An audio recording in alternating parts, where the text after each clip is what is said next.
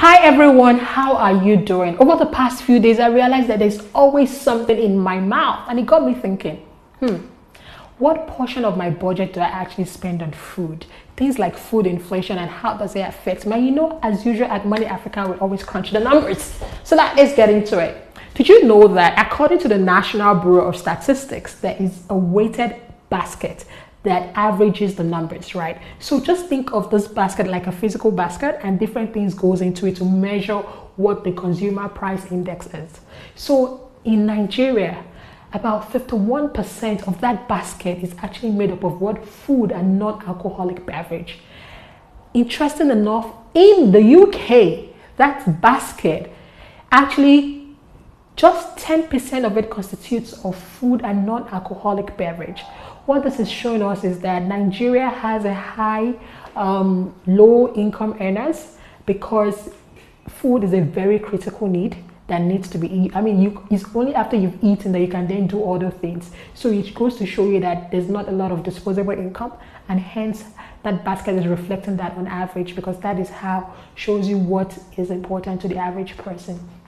In the UK, we are seeing 10% of that basket is about food, goes towards food and non-alcoholic beverage. And in the US, we're seeing that 14% of that basket constitutes of food and non-alcoholic beverage. But again, it shows you again, just similar to the UK, we're seeing the better disposable income. We're seeing here better distribution. But interestingly, in the US, guess what? About 32% of this basket goes towards what? Rent. We wouldn't be seeing that same number here in Nigeria. So you're seeing that these are actually what is very key in these different countries. Now, bringing it back home to that of Nigeria, right? We've spoken about the food inflation, and we've spoken about what percentage of that basket, what constitutes that basket. Now, as an individual or as a family, if you're not spending 51% of your income towards food and non-alcoholic beverage, there's a very high chance that your personal inflation numbers would differ from that of the national average, right? Because this purpose calculated by the National Bureau of Statistics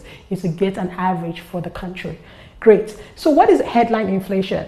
A headline inflation is a measure of the total inflation within that economy, right? So it is including commodities such as food, energy price, rent, just name it. Is the total. It constitutes of everything. Whereas core inflation is basically consumer prices index without food and energy prices. So you see that core is that except or without food and energy prices, whereas food inflation is also a consumer price index that actually tracks what? Food.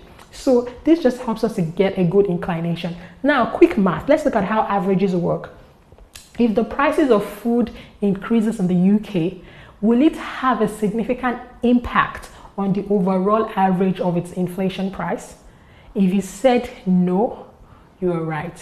Because the food constitutes just 10%, even if the food prices went up by 50%, okay, it increases, the numbers will go up a bit higher, but it will not have the same impact as if that same thing had happened in Nigeria. So because our own average is about 51%, if there's an increase in the price of food, the numbers will jump because it constitutes a significant portion of it. I hope you found this helpful. This will also help inform your decisions as to how does inflation affect me? What do I as a person, what does my family really spend our money on? Are we heavy on things like rent or oil, or rent or fuel, or imported goods? Like, and then just shows you how your own family or personal inflation will differ from that of a national average. I hope you found this insightful. You can go through all our other courses. We have interesting topics that we've covered in detail. www.themoneyafrica.com. Thank you.